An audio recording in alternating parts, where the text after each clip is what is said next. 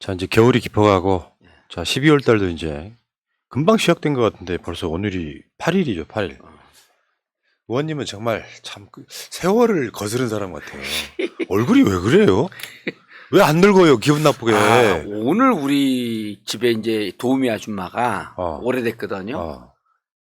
젊은 비결을 딱 얘기하더라고. 의원님 젊음의 비결. 뭔데요? 내가 왜 이렇게 젊으세요 그러길래 저하고 이제 갑장 아주머니인데 그 제가 철이 안 났습니다 그랬더니 의원님은 철이 안 난 게 아니고 의원님이 여기서 그 일주일에 2번씩 이렇게 뵈면 집에 있을 때 보면 애들 같대 애들. 그 부인하고 하고 그래서 그분은 뭐라고 규정을 하냐면 동심을 유지하고 있기 때문에 안 늙는다. 그 내가 우리 집사람한테 시급을 좀 올려드려야 되겠다 저분을. 저렇게 극찬하는 분이 어디 계시냐. 근데 싫어하는 사람들은 그게 지금 철이 안 났다 이렇게 표현하죠. 그럼요. 그리고 내가 아니 어차피 이제 제 그 함께하는 방송이니까 말씀을 드리면 네. 지금 제가 연수원장 아니에요? 그 네. 연수원장이고 본격적인 사업 계획은 내년 1월서부터 나와요. 근데 이제 내가 연수원장이 됐다는 얘기를 들으니까 지방에서 제가 이제 인플루언서 셀럽아니에요. 예. 그 지방에서 특강을 잡아놓고 다른 강사를 교체해서 저를 내려오라고 딱 찍어. 그래갖고 지금 많이 갔어요. 한 10대 뿅 갔는데 제가 이제 이렇게 부탁을 하거든. 제 뒤에는 강사 세팅을 하지 말고 저를 마지막으로 해주세요. 그러니까 이제 이분들이 이해를 해. 제 뒤에 누가 강사가 쓰면요 오징어 돼요.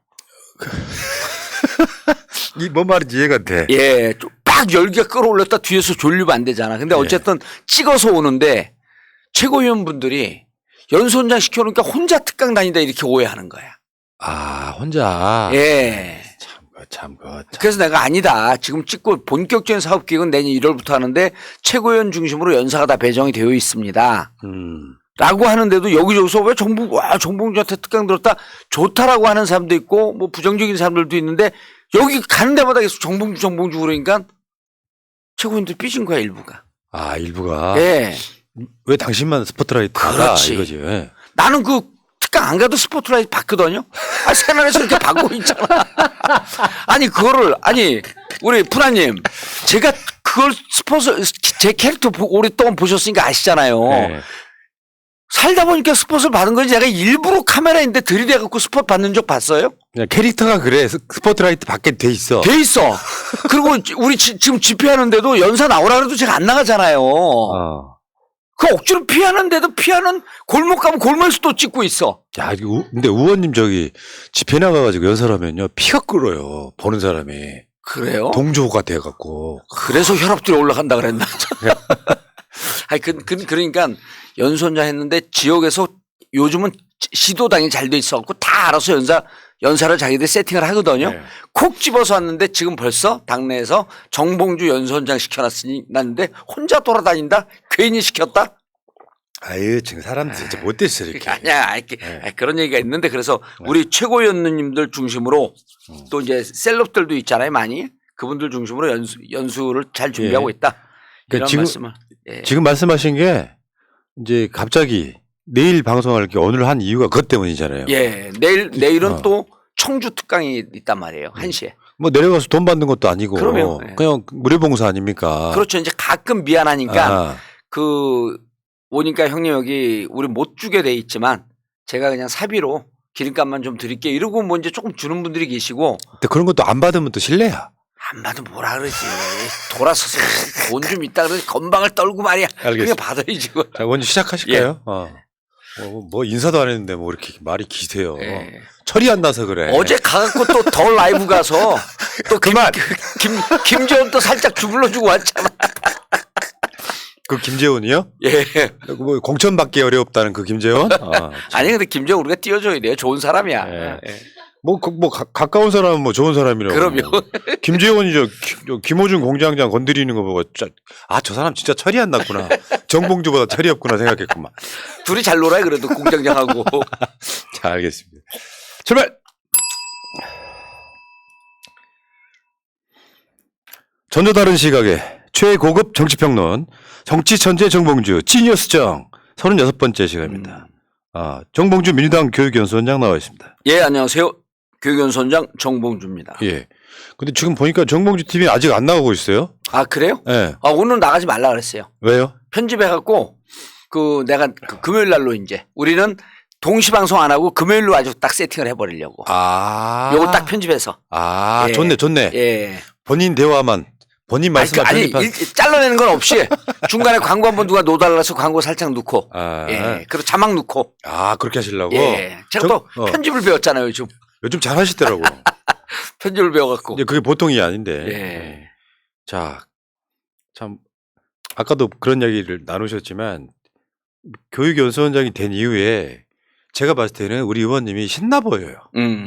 뭔가 자기 역할이라는 게 생겼어요. 예. 자기 역할이 생겼을 때, 야, 그 자리 무슨 직 유지하라고 시키는 게 아니라 일하라고 시키는 거잖아요. 그리고 제가 장담 하나 한 말씀 드릴게요. 제가 빅픽처 그리는데 선수입니다. 그렇죠. 예, 이제 박진영 교수는 돌아다니면서 자기가 책략가다, 전략가다 이러는데. 전략가. 근데 이제 잘해요. 박진영 교수도 잘하는데 박진영 교수가 김종인과 이철이 이 두 분을 전략가라고 하는데 저는 인정하지 않습니다. 네. 두 분은요. 전략적 판단은 잘하는데 빅픽처는 함부로 못 그려요. 빅픽처는 그린 사람만 그립니다. 그건 4주에 나와 있어요. 그려본 사람만. 그 4주에 나와 있습니다. 저는 4주 8자가 8개 4개 기둥 중에 4개 기둥이 다 물이에요. 물. 그 다른 사람 얘기를 듣고 포용성이 있어야지 빅픽처를 그립니다. 그래서 제가 전략기획위원장이 아니라 지금은 교육연수원장으로 여러분들 장담합니다. 이재명 당대표를 누명을 벗고 이재명 대표를 살리고 민주당을 살리는 빅픽처를 그렸습니다. 그리고 교육연수 다니면서 그 빅픽처를 전파하고 있어요. 뭔지 알아. 예. 딱 떨어지잖아요, 구도가. 그러니까요. 예, 깔끔해요. 지금 민주당 내부적으로는 아직 안 먹히죠? 너무 잘 먹혀요. 그래요? 오늘 이제 비주류 얘기할 때도 그 얘기가 나옵니다. 오케이. 알겠습니다. 예, 딱 떨어져요. 자, 너무 급해 지금 의원님이. 예. 그러니까 나는 이제 교육연수원장으로서 참 고생한다. 이 얘기 하려고 그랬구만. 그 고생을 안 해요. 행복해. 대화가 안 돼, 지금. 물고기가 물을 만났어, 이제. 제가 그 얘기를 왜 하냐면은 이제 의원님을 이렇게 본 세월이 있는데 이재명 대표 체제 들어서 교육연수원장이 됐잖아요. 예. 그때 나는 솔직히 말씀드리면은 국회의원 당선된 만큼 기뻤어요. 그러니까 사실 그 정치개혁특위위원장이야 이제 열린민주당하고 합당의 어떤 산물로서 회의 한 번 안 한 그런 자리였지만 교육연수원장은 굉장히 중요한 당직이잖아요. 그렇죠. 거기에 의원님이 딱 들어가서서 뭔가 이렇게 활동적으로 하는 거 보니까 얼굴에 생기가 다르다 이런 느낌. 그게 어떤 느낌이냐면은 제 얘기를 짧게 빗대 보면 제가 정말로 살기 싫었던 때가 어떤 때냐면 빚이 문제가 아니고요. 남한테 갚아야 될 빚이 문제가 아니고 이 세상이 나를 필요로 하지 않는구나라고 느꼈을 때였어요. 그런 적도 있었어요? 그렇죠. 그런 시절이 있었지. 근데 그리고 나서 이 방송을 정말 누구보다 성실하게 하는 이유가 그래도 나를 필요로 하는 사람들이 있기 때문이거든요. 그 비슷한 감정을 의원님한테 느꼈다 이런 이야기예요. 나는 푸른나무님은 정말 우리 사회의 빛과 특히 우리 진영의 빛과 소금이 되는 분이라고 저는 다른 데 가서 우리가 진보 진영의 방송이나 이런 거 얘기할 때마다 꼭 인용을 하거든요. 예. 그래갖고 요즘 싫어해요. 권순표는 내가 자기를 제일 좋아하는 줄 알아. 근데 가만히 얘기를 듣다 보니까 푸라님을 더 좋아하는 것 같아. 그 질투해. 와인 먹다가 권순표 옹이 와인을 2병째 시켜갖고 첫 잔에 가기 시작하거든요. 그럼 마음에 있는 얘기를 막 해. 막 질투해. 우리 방송에서 살할 얘기 좀 하지 마. 그것도 재미죠. 예. 그럼 재미죠. 예, 맞습니다. 자, 의원님과 함께 방송을 또 재밌게 한번 시작해 보시죠.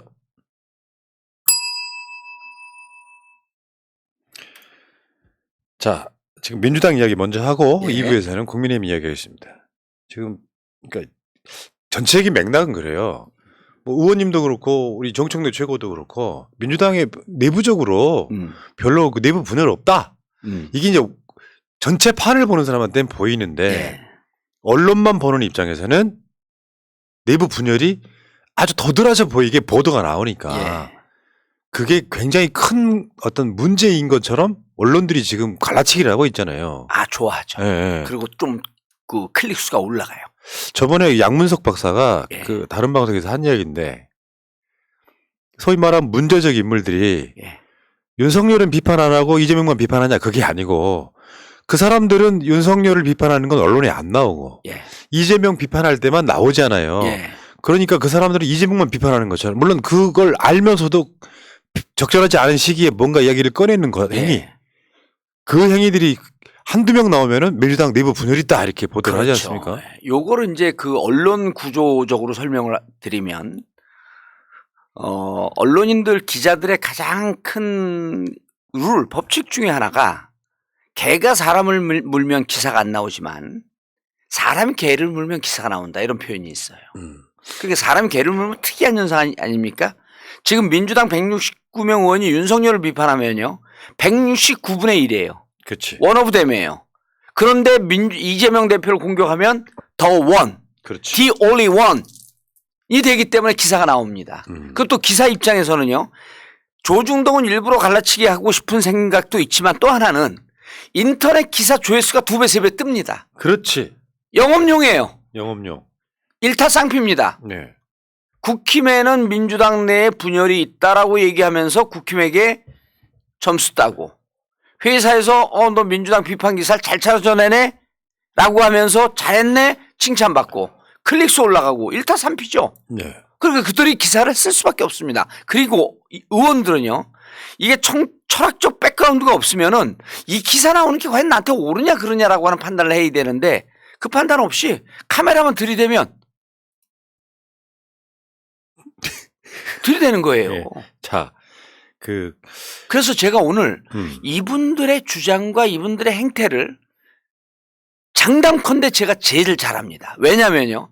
아까 말씀드렸던 빅픽처를 완성시키기 위해서 의원들을 지금 제일 많이 만나고 다니고 있어요. 주류, 비주류 할 것 없이 다 만납니다.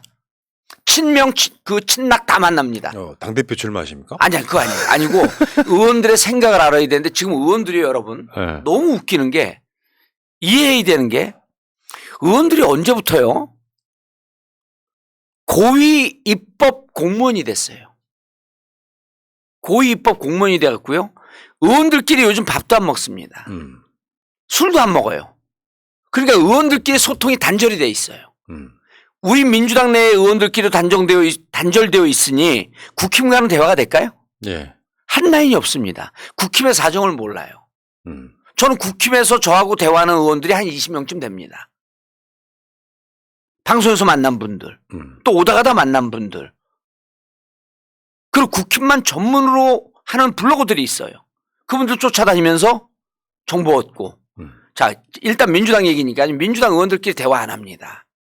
서로가 무슨 생각을 하는지 잘 몰라요. 그러니까 친한 사람들 서너 명씩만 얘기하고 있고 민주당 내에 의원들 사이에 소통과 대화가 단절되어 있다.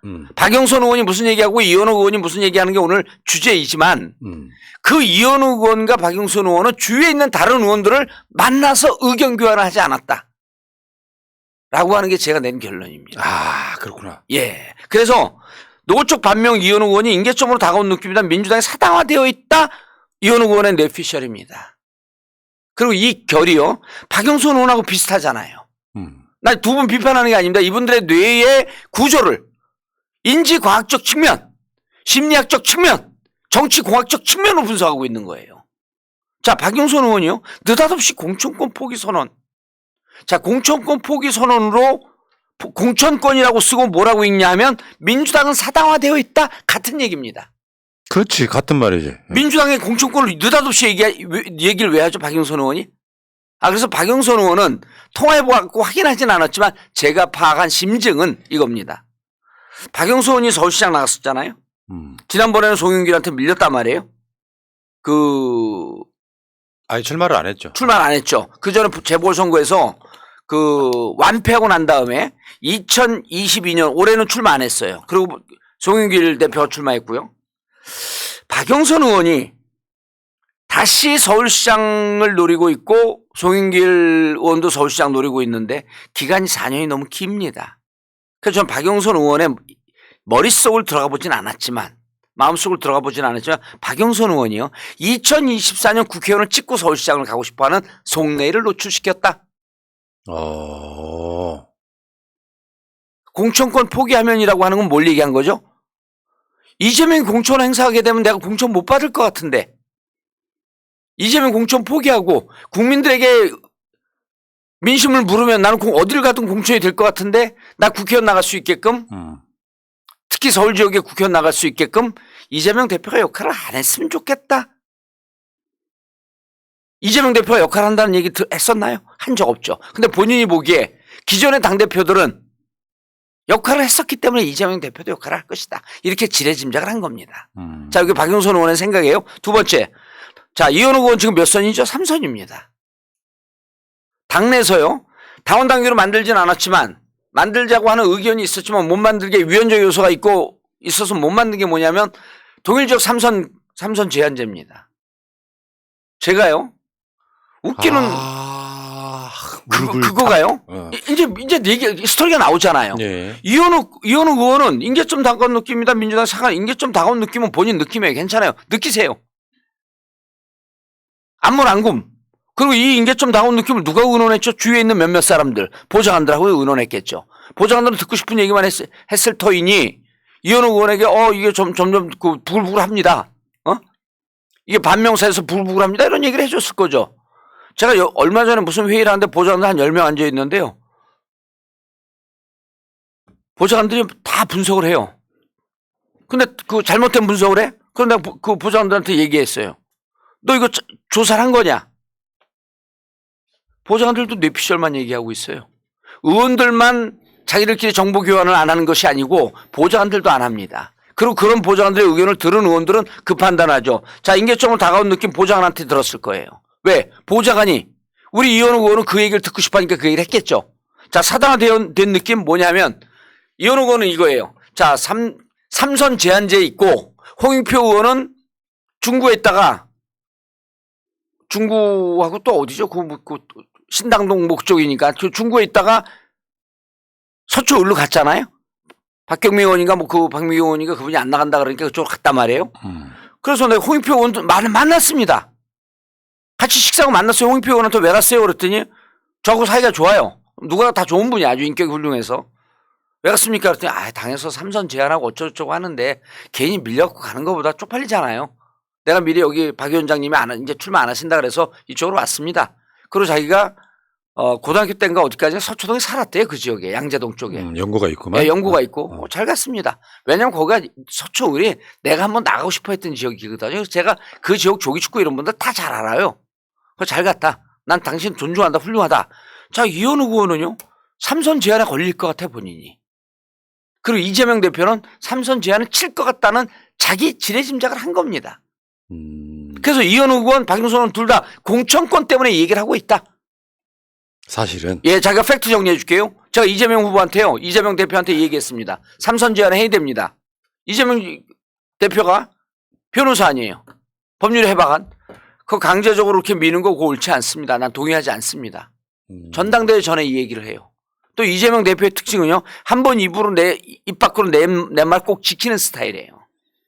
무척 자기 말에 대해서 약속. 항상 자기가 신임이 없다라고 비판을 받으니까 자기가 한 말에 대해서 약속을 꼭 지키려고 노력을 하고 그렇기 때문에 예. 함부로 공수표를 잘 남발하지 않습니다. 이재명 시장 도지사 때 공약 이행률이 높았던 이유가 10% 아니에요 그게. 높았던 이유가 지킬 약속만 한다는.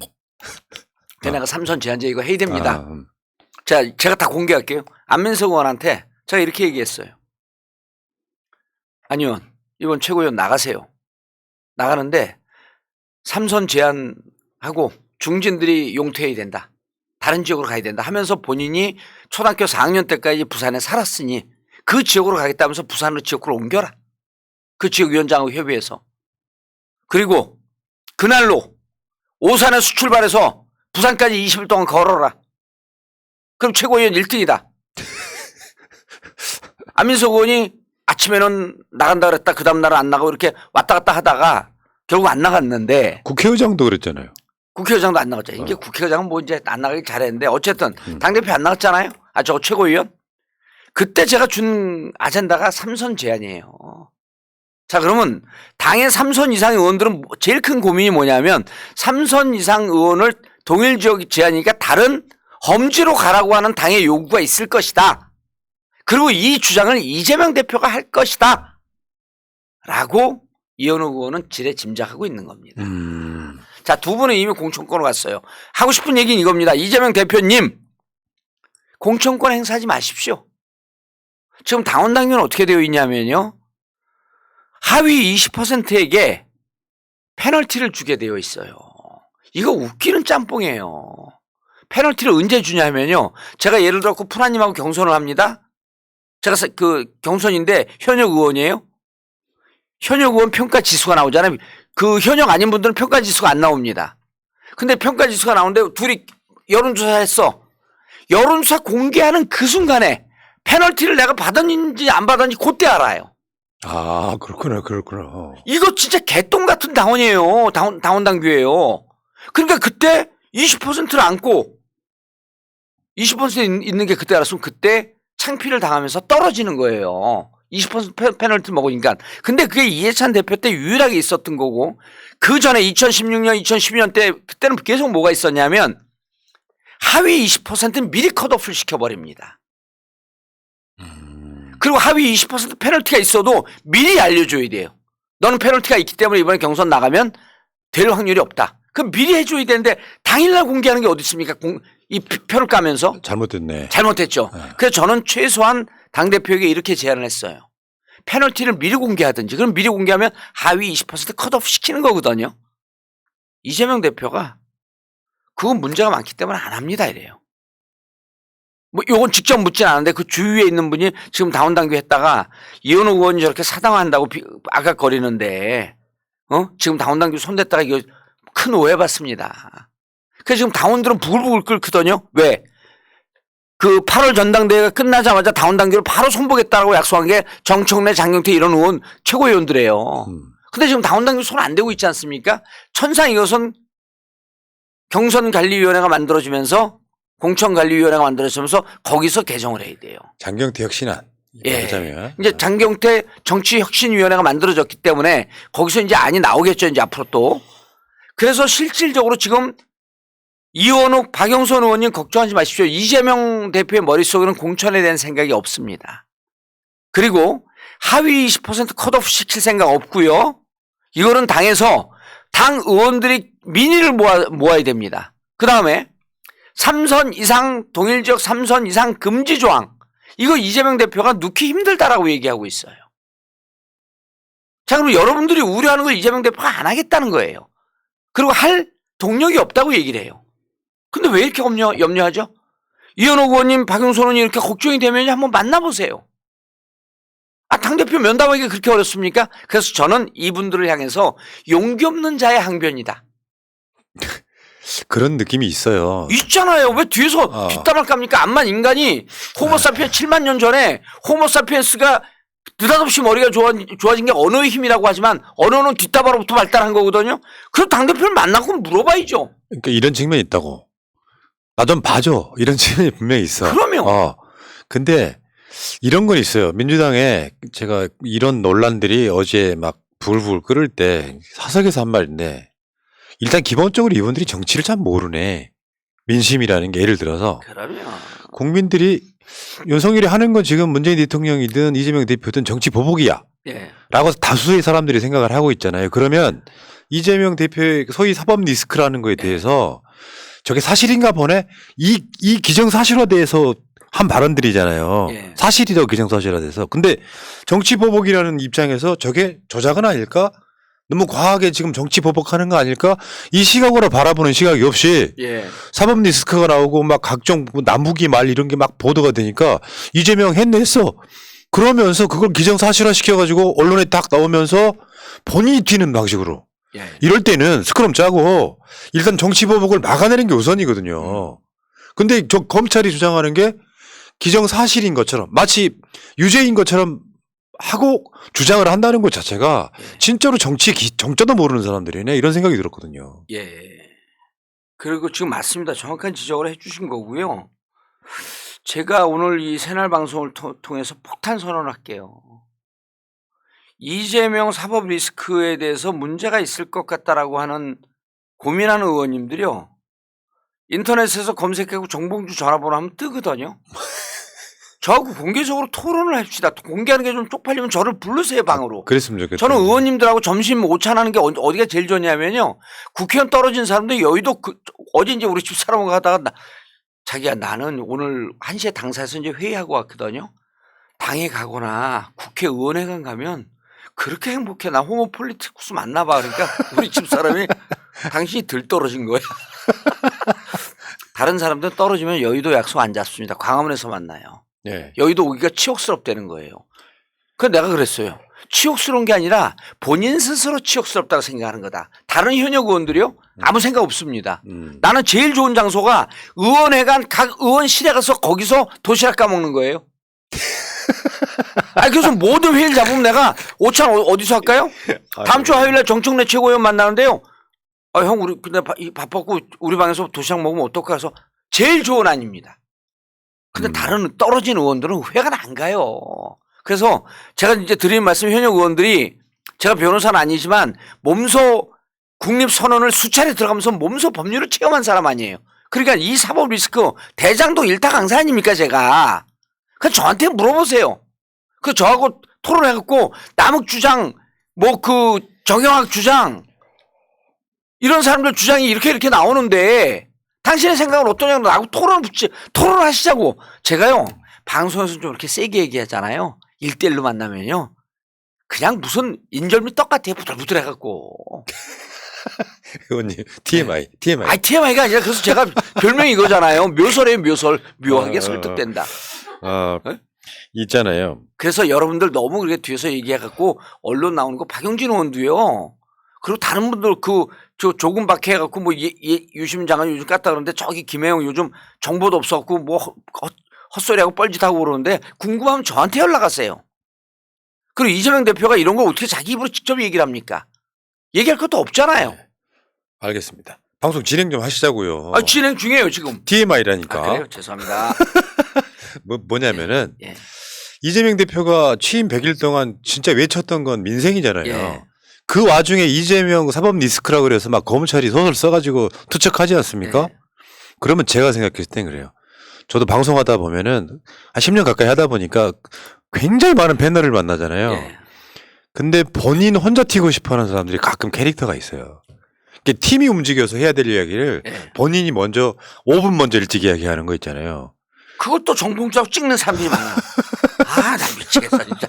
안 그런데. 아니야. 그러니까 그런 것처럼 네. 이재명 대표가 윤석열의 이런 말도 안 되는 정권 하에서 그래도 독야청청 예. 민생 이야기를 하고 있을 때 예. 사람이 그런 거 있잖아요. 왜 부부싸움 하실 때 아마 의원님 공감하실 거예요. 남편이 잘한 게 있어. 그러면 잘한 이야기는 당연하다고 생각해서 칭찬을 안 해. 예. 근데 못한 얘기만 갖고 바가지 긁는 거 있잖아요. 그러니까 이재명이 100일 동안 민생에 올인했다에 대한 칭찬도 좀 해주고. 그럼 이게 없어 지금. 전 그 민생 올인한 거 칭찬 안 합니다. 왜냐면 저는 양 트랙으로 가라고 계속 얘기한 거거든요. 민생 옳습니다. 민생하고 한쪽으로 정치개혁 아젠다를 치고 나가야 된다라고 저는 계속 주장해요. 근데 그 이재명 대표가 민생에 올인하고 전 대선 때요. 유능한 경제대통령만 몰아붙인 게 패인 중에 하나로 주장하는 사람이니까. 그때 통합을 먼저 외쳤어야 된다. 통합도 정치 아젠다를. 어쨌든 지금도 정치개혁 아젠다가 없거든요. 그래서 제가 하고 다녀요 이거를. 근데 이재명 대표 민생 100일 너무 잘한 거죠. 사람들 뇌에 각인이 되잖아요. 잘못한 거예요. 싸웠어야 돼. 탄핵시켜버렸어야 돼. 그 얘기하고 싶은 거죠. 아니요. 저는 탄핵 반대입니다. 저는 탄핵 반대론자예요. 탄핵보다 더 좋은 길이에요. 개헌이 있는데. 예. 어있다 막 그 천기 누설을 해부르네. 그 이야기 의원님이 지금 이 방송에서 3주째 하고 계시는데 그랬어요? 무슨. 예, 그러셨구나. 그래서 이재명 대표를 제가 요 말씀은 드릴게요. 증거는 결국은 드러나게 마련이다. 이게 법조인들의 얘기예요. 증거는 결국은 드러나기 마련이다. 전제가 있죠. 일을 했다면 무엇인가 행위가 있었다면 증거는 결국은 드러나게 마련이고 숨을 곳은 증거가 법정에서 숨을 곳은 아무 데도 없다 그래요. 그럼 이재명 대표를요. 지금 15개월 지간 털고 있거든요. 그렇지. 150명 가까운 그 특수부가 거의 다 붙었어요.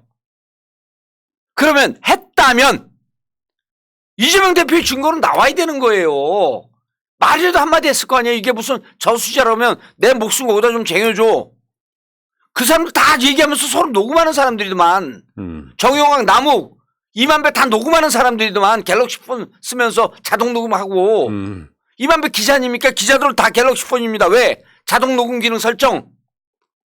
전화 오면 무조건 녹음되고. 자동으로 되는 거예요. 자, 아이폰은 안 돼요, 아이폰은. 이재명 대표가 그거 뭐 누구를 통해서 유동규를 통해서 우리 돈인데 좀 파킹 좀 시켜줘 저수지에다가 이렇게 말했다면요. 그 증거 지금 나왔습니다. 이재명 벌써 아웃이에요.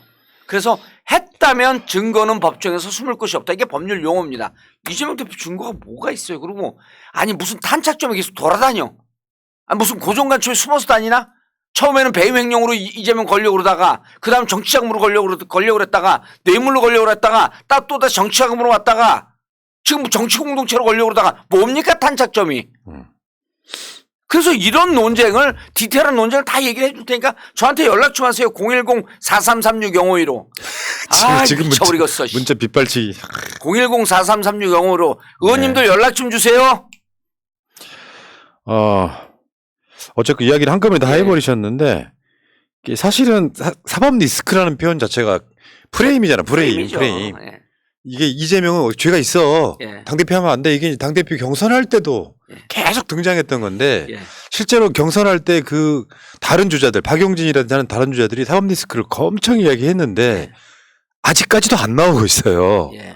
그러면서 연기만 솔솔 피우고 소설을 쓰고 오죽하면은 이재명 대표가 최고위원회 끝나는 말미에 그 CR 이재명이라고 본인이 CR도 안 먹혔다고 그런 식으로 다시 한 번 말씀드립니다.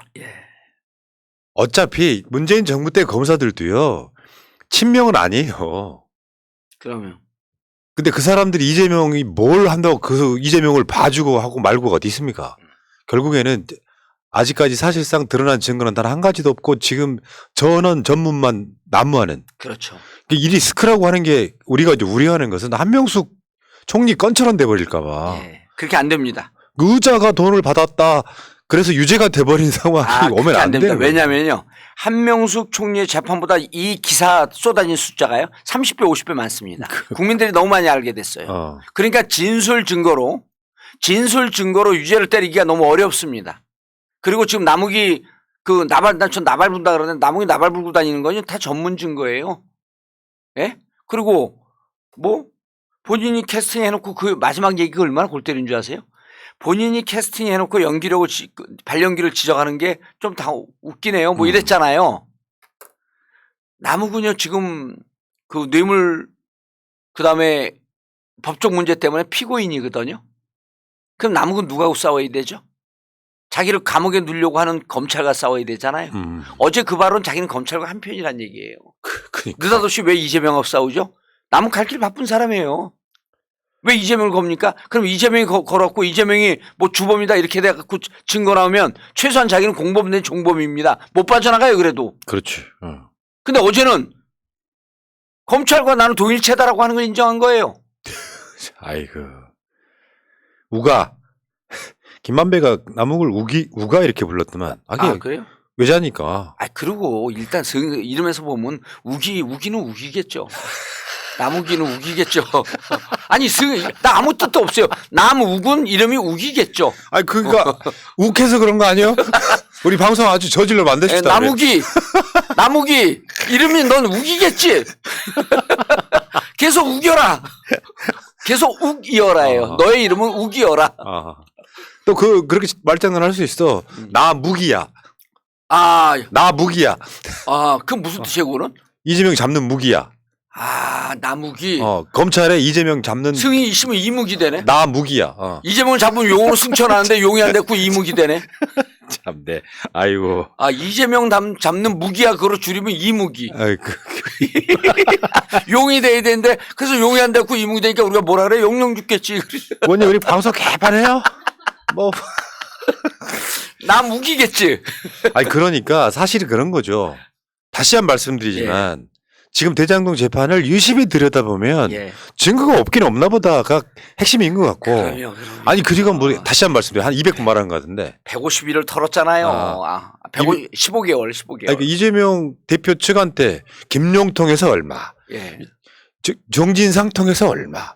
그리고 실제로 그 돈이 갔다는 것도 아니야. 뭐 말도 안 되는 그런 짓들을 하고 돈을 갖다 준 뭐. 유동규, 남욱 다 디테일하게 따져봤고 이들의 뇌물을요 기소 안 한 게요. 부지기수입니다. 그러니까. 검찰이 왜 기소하지 않을까요? 우리 편이니까. 대장동 사건은 성남도시개발공사 본부장이던 유동규가 예. 사업자들로부터 돈 받은 사건이에요. 따져봤더니 예. 그랬더니 그게 이재명 뜻이었다. 그래서 사실은 그 돈이 이재명한테 갔다. 저수지다. 말도 안 되는 소리를 하고 있어요 지금. 자 그러면 지금 민주당은 뭐 이렇게 아까 저런 분들 아까 초반에 언급한 분들을 제외하고 예. 그리고요 그 누구죠 유동규.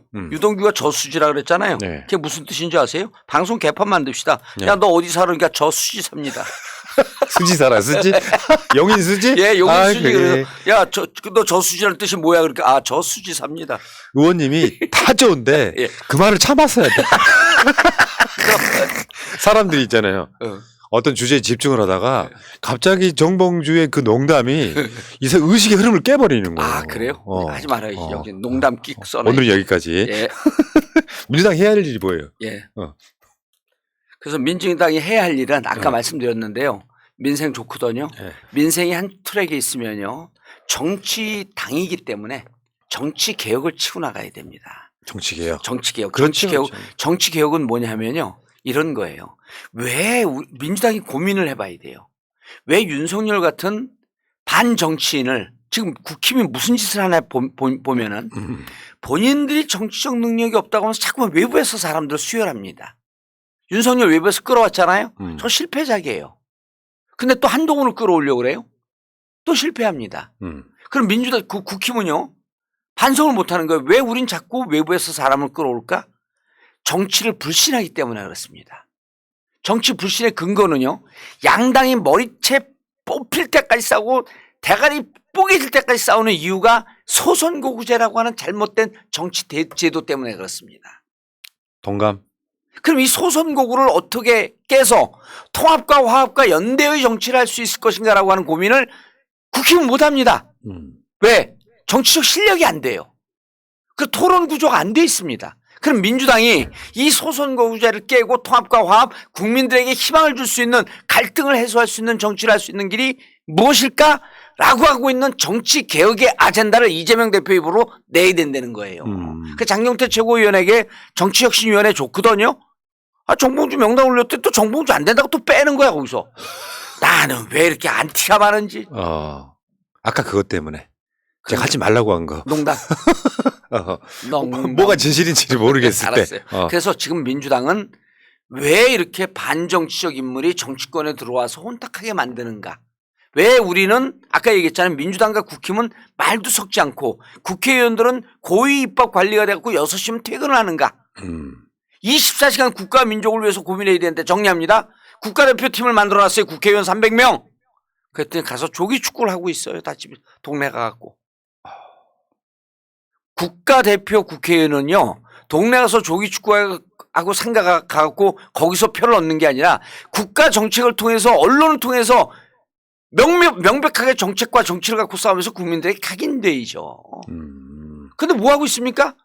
지역 가서 밥도 먹고 맨날 조기 축구가 가서 있고 그거는요 구의원 시의원이 하면 돼요. 국가대표를 만들어놨으면 국대로서 역할을 해야지 왜 조기 축구를 하고 있냐. 이게 소선거구의 폐해고 그러다 보니까 맨날 싸우고 사표는 49.99%예요. 그러다 보니까 정치권 욕먹으니까 야 정치권 왜서 윤석열을 데리고 오자. 윤석열을 데리고 올 수밖에 없었던 정치적 구조가 소선거구제입니다. 소선거구 깨야죠. 누가? 민주당이. 그래서 정치개혁의 아젠다를 당대표가 얘기해야 될 때가 왔다. 네, 그러네. 지금 아마 조만간 장경태 혁신안 통과시키겠다. 뭐 이렇게 돼야지. 그렇죠. 일단은. 그래서 정봉주 정치혁신위원회 좀 녹았고 이런 얘기를. 근데 이제 이런 게 있어요. 제가 한 그 10명, 15명 가서 회의를 하면 혼자 떠드니까 싫은 거야, 다른 사람들이. 원래 사람 특성이 관성 때문에요.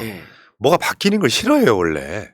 관성 때문에. 그렇죠. 국민의힘 더 싫어할 그거 거고. 듣다 보면 다 맞는 얘기니까 돌아서면 욕하는 거야. 그리고 민주당에서도 국민의힘 성향이 있는 분들, 그 기득권 느낌 있는 분들은 바뀌는 게 싫죠.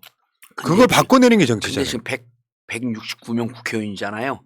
소선거구로는 더 이상 못 간다라고 하는 문제의식을 갖고 있는 사람 100명이 넘어요. 그리고 특히 이걸 지금 주도적으로 하고 있는 사람들도 또 있어요. 누가 있냐면 허대만법. 아, 그 지역에서 열심히 노력하지만 국회의원 한 번 못하고 못하고 돌아가신. 그 허대만법의 기치를 들고 깃발을 들고 있는 분이 김두관, 안민석. 그다음에 영남 지역의 의원들. 이분들은 비례 그 권역별 비례대표제, 석패율 제도, 그다음 100% 연동제 이건 국힘이 일단 반대예요. 상대 파트너가 있잖아요. 상대방이 반대하는 건 밀어붙이기에 힘이 듭니다. 근데 이분들이 찬성을 해요. 그리고 이제 이따가 우리가 이제 국힘 내부 얘기를 빨리 넘어가야 돼. 그래야지 이 얘기를 같이 할 수 있거든요. 예, 알겠습니다. 그래서 예. 어쨌든 지금 민주당은 정치 개혁의 아젠다를 한 축으로 동시에 던져야 된다. 댓글창에 예. 국회의원을 85명으로 줄여야 돼 하시는 분. 요거는 이제 저쪽 분들한테 이제 그리고 여러분들 그 국회의원 지금 줄이면 안 됩니다. 그렇죠. 반대로 가야죠. 그리고 여러분들이 국회의원 줄이는 거는요. 국회에 대한 불신, 정치에 대한 불신 때문에 줄이자는 얘기가 나왔는데 그렇게 불신하게 된 이유가 싸우기 때문에 그렇습니다. 국회의원을 줄이자라고 하는 것은 외부에서 계속 윤석열 같은 인간을 데리고 오자라고 하는 얘기하고 동등한 얘기입니다. 국회의원 수는 오히려 300명에서 한 330명, 350명쯤으로 늘려줘야 돼요. 비례대표를 늘리고. 예. 또 지역에서 또. 지역구도 늘려야 됩니다. 지역구도. 자, 알겠습니다. 자, 1부 마치고요. 예.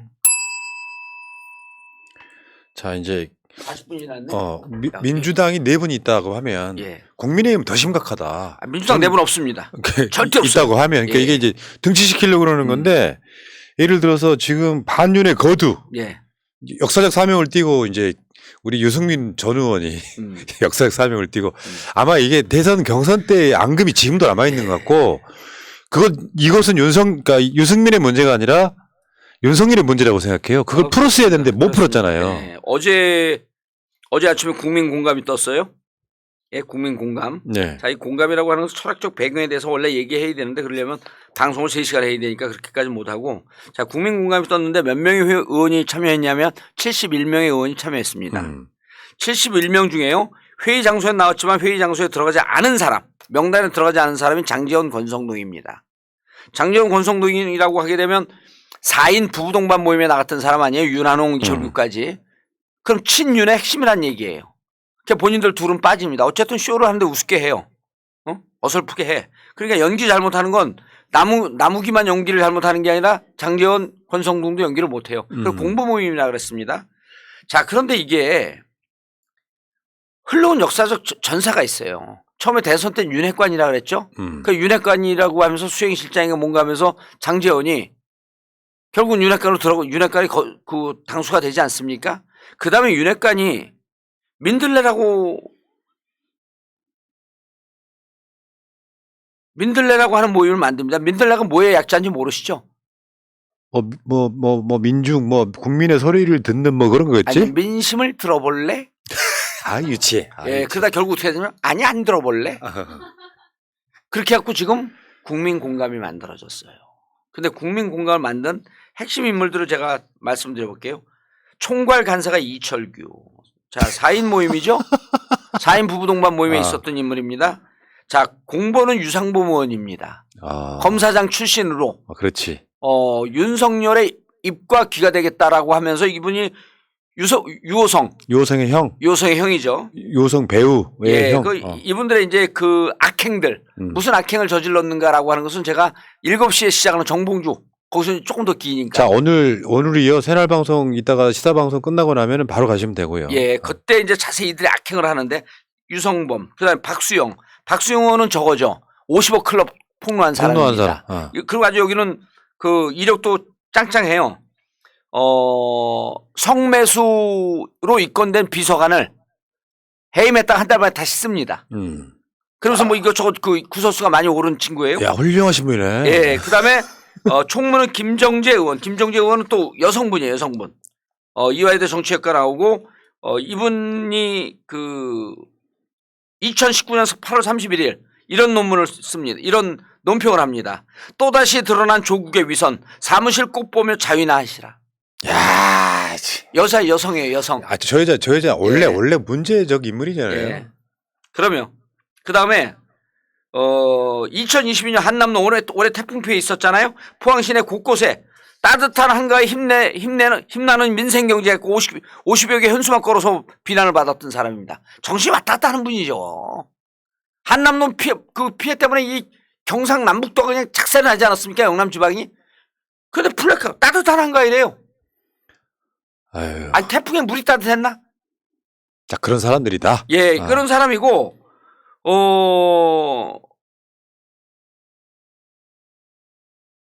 2018년 연말에는요. 중남미로 해외 출장 갑니다. 그다음에 일정이 없던 피라미드 유적 관광한 것은 또 문제가 돼요. 어쨌든 이분은 이제 이런 분들을 우리의 또 호프 이준석 그 대표가 이렇게 얘기합니다. 윤핵관 원조 때 윤핵관은 권성동, 이철규, 장제원이다. 자, 이때부터 이제 이철규는 윤핵관이 됐죠. 그다음에 윤핵관 호소인을 3명을 찍습니다. 그랬지 그때. 그게 누구냐면 정진석, 김정재가 이번에 기획 간 사람 기획을 담당. 야, 호소인에서 이제 윤핵관으로 이제 됐죠. 진급하셨네. 박수영 아까 제가 얘기했잖아요. 박수영이 기획 담당이어서 이번에 이제 기획 담당했고 김정재도 윤핵관 호소인이에요. 김정재는 총무를 맡습니다. 예. 그리고 아까 말씀드렸던 유상범 그러니까 이철규, 김정재, 박수영, 유상범 다 윤핵관. 자 이렇게 해갖고 결국은 71명으로 국민공감을 만듭니다. 국민공감. 예, 국민공감을 만들어요. 국공합작. 예, 국공. 참 네. 국공을 만들었죠. 자, 그 다음에 근데 이제 여기서 재밌는 일이 벌어져요. 71명입니다.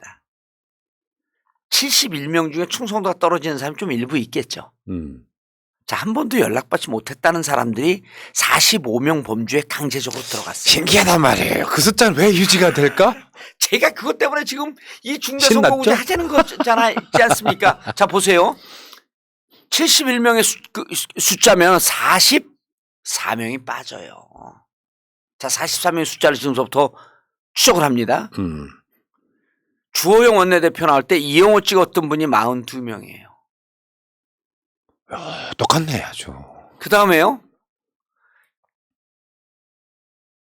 국정조사하자 그럴 때 우리가 181명 했는데 국정조사에 찬성한 분들이 40분이에요. 41명으로 전 계산하고 있는데요. 한 뭐 35명에서 40명쯤 됩니다. 이렇게 저렇게 하면 30명은 좀 넘어요. 그 다음에 연찬에 안 간 분들이 50명이에요. 그래서 40명 정도는 계속 반윤이나 비윤으로 고정된 숫자가 나오고 있다. 이분들 공천 못 받는 사람들입니다. 그러니까. 예. 지금 민주당 국회의원이 169명이고요. 예. 이분들 40명이고요. 자, 그럼 이분들 공천 못 받습니다. 공천 못 받는다는 전제 조건이 뭐냐면 소선거구제에서는 국회의원 될 비전이 없는 분들입니다. 이분들이 가장 원하는 게 뭘까요? 중대선거구제. 그렇죠. 중대선거구제죠. 그럼 이분들은요. 중대선거구제로 가면서 윤석열하고 싸워야 되는데 윤석열 정권이 좀 빨리 끝났으면 좋겠어. 제가 확인했습니다. 일단 그 이야기는 여기까지. 예. 왜냐하면 또 계속 너무 나가면 안 이야기 하시는 거니까. 어쨌건 저는 그 국민의힘이 뭐 친윤 뭐 공부 모임 이런 게 생겼다라고 하면 쉽게 표현해서 윤석열의 친윤 정당으로 탈바꿈하고 있다라고 생각하지만 그럼요. 사실은 내부적으로 엄청 골마인데다가 아까 지금 유승민 이야기 다시 해보면 유승민은 아주 노골적으로 윤석열을 디스하고 있잖아요. 한동훈 당대표설에 대해서 한동훈은 윤석열과 뭐가 달라? 둘 다 매기는. 그럼요. 그 친윤이 지금 36 코미디 하고 있다 이런 이야기도 하는 거고요. 예. 그래서 제가 정리해 놓은 거를요. 그러니까 윤 대통령이 11월 30날 김기현도 만나고 주호영도 따로따로 만나요. 근데 김기현은 들어갔다 와갖고 별 얘기가 없어요. 별 얘기가 없는 거 봐갖고 김기현은 다운시키라 그랬던 것 같아. 패 접어라.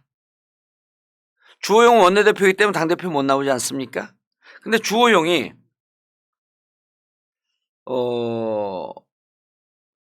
윤 대통령하고 회동한 게 11월 30일 요 날짜가 중요합니다. 근데 12월 2일 날 12월 3일 날 대구 수성대학교에서 대구 경북 언론인 모임인 아시아 포럼 20일 초청 토론회에서 연사를 놨습니다. 이때 연사에 나서면서 차기 당대표의 조건을 언급해요. 차기 당대표 조건이 언론에 나왔는데 여러분 이게 그래서 국힘 내부 의원들에게 제가 다 이게 연락을 하면서 정리한 겁니다. 차기 당대표 조건을 이건 보도도 나왔는데 두 가지 언급을 하는데 수도권에서 먹어줘야 된다.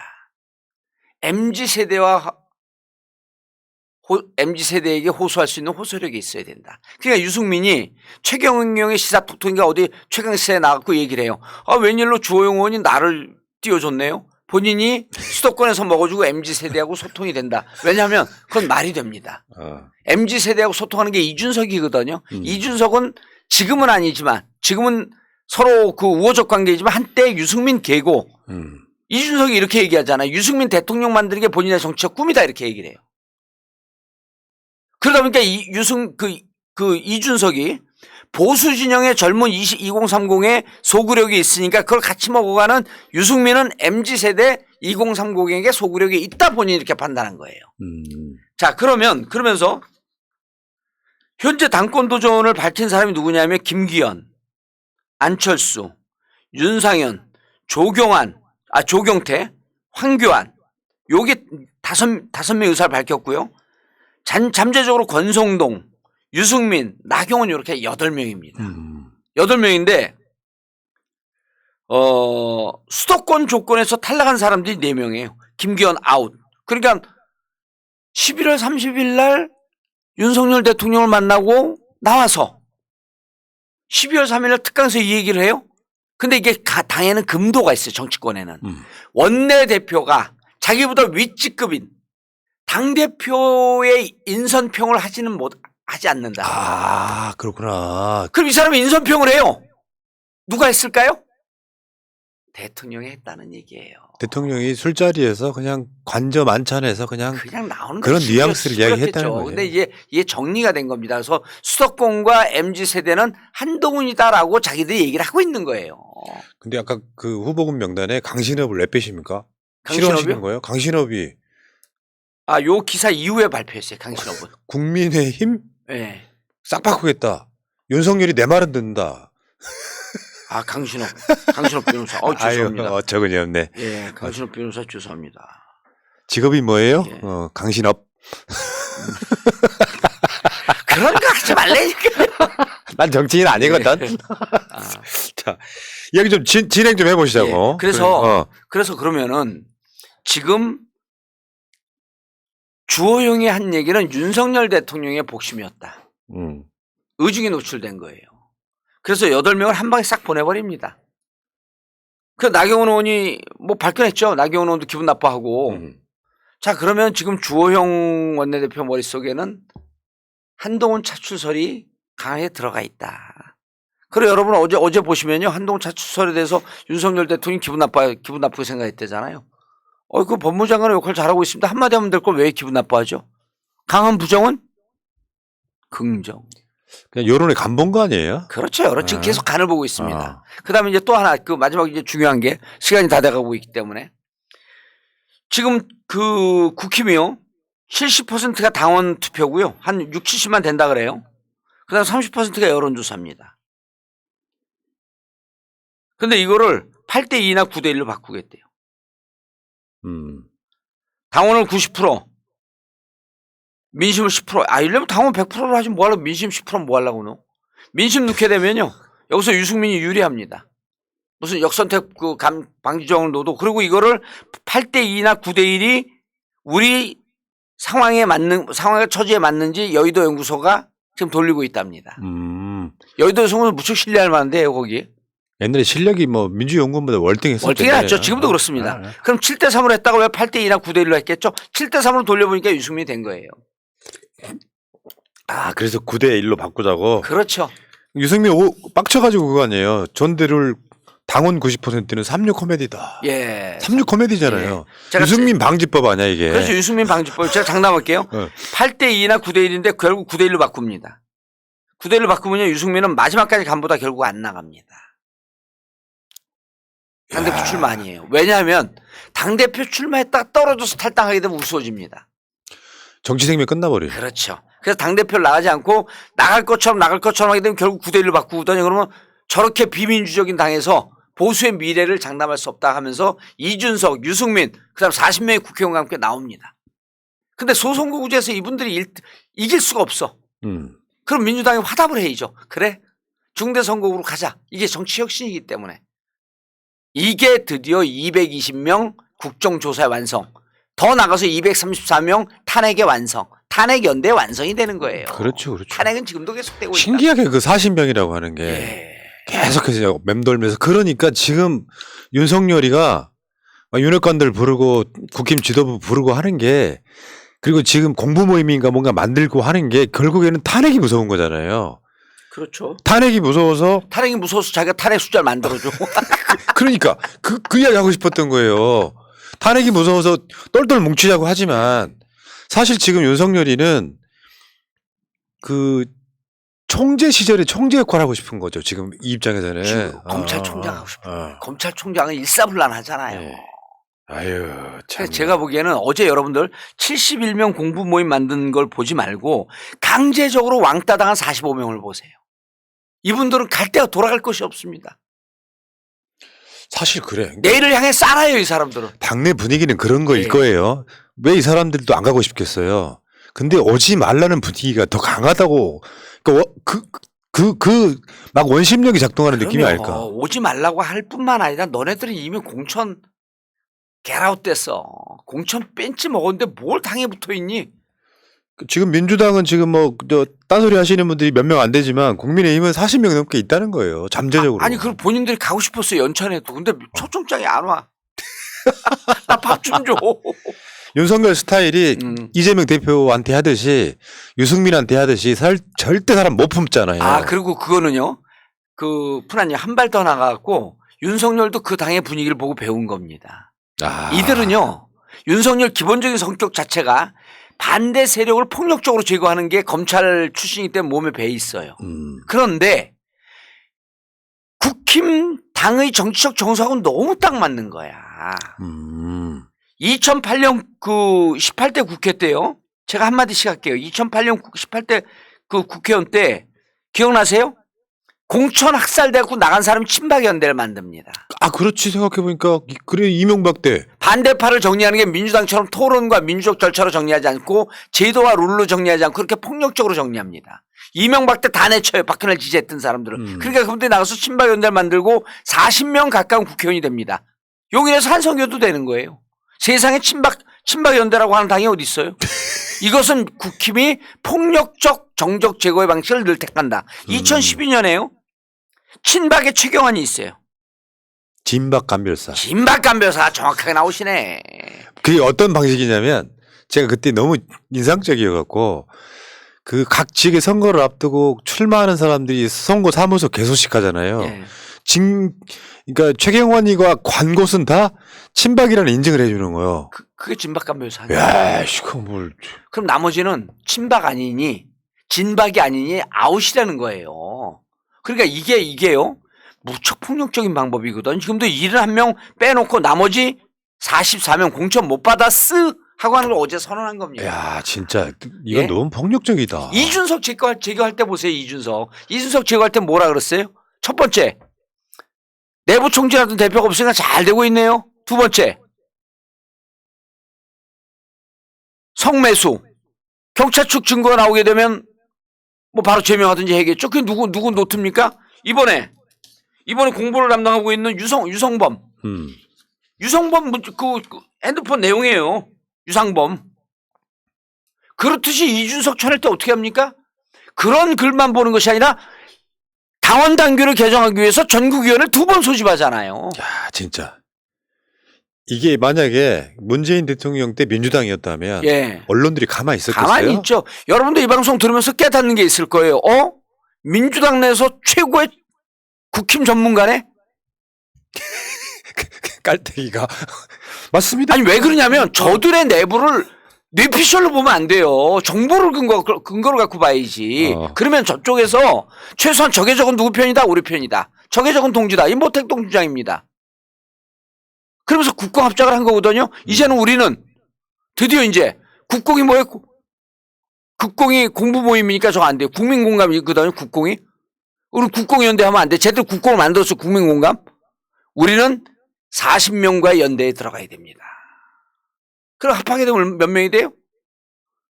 우리가 이번에 181명 도장 찍었으니까 40명 합하게 되면 220명. 근데 국정조사에도 220명이 찬성을 했네. 아이고 이런 표현이 있나. 여러분 200명이 넘는 숫자를 드디어 정봉주 입 끝에서 완성을 시켰습니다. 그럼 민주당은 지금 해야 될 게 정치개혁 아젠다입니다. 소선곡을 깨자. 알겠습니다. 여기까지 하시죠? 예. 오늘 끝났어요? 얘기는 예. 여기까지 하시고. 아, 오늘 좀 심파하지 않았나요? 마저 들었어. 그리고 좀 더 자세한 이들의 악행에 대해서는 7시 정봉주 TV에서 오늘서부터 목요일로 바뀌었어요. 예. 이제 금요일은 없어졌습니다. 이제 화요일, 금요일, 화요일, 목요일. 화요일, 목요일 그리고 금요일은 오늘 한 방송을 재편집해갖고 내보내고. 알겠습니다. 아, 새날 때문에 잘 먹고 살아요 요즘. 자, 여러분, 정봉주 의원의 일종 열광을 들은 그런 느낌이었고요. 자, 정치 천재 정봉주, 전혀 다른 시각의 최고급 정치평론 잘 들으셨습니까? 자, 오늘 7시부터는 정봉주 TV에서 또 한번 더 만나보시기 바랍니다. 6시 50분부터 켜놓으면 되죠? 예. 몇 시에 끝나요 여기가? 7시 다 돼서 끝나니까. 네, 그때부터 켜놓을게요. 알겠습니다. 예, 그래서 우리가 새날에서 넘어온 분들은 다 인증을 해요. 새날에서 왔습니다. 그럼 우리가 새날이요 영원하라 그러면 이제 와 찬송가를 불러. 아 참네. 자 여러분 물러갈게요. 새날은 이따가 한 30분 후에 다시 오겠습니다. 고맙습니다. 네 감사합니다. 민주주의 평화 통일 다 죽어간다. 이대로는 놔둘 수 없다. 자 다시 한번 해보는 거야. 자 다시 한번 싸우는 거야. 자 손 맞잡고 어깨를 걸고 우리 함께 이기는 거야. 자 다시 한번 해보는 거야. 자 다시 한번 싸우는 거야. 자 손 맞잡고 어깨를 걸고 우리 함께 이기는 거야.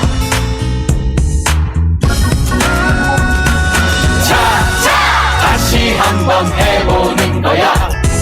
자, 다시 한번 싸우는 거야. 자, 손 맞잡고 어깨를 걸고 우리 함께 이기는 거야. 자, 다시 한번 해보는 거야. 자, 다시 한번 싸우는 거야. 자, 손 맞잡고 어깨를 걸고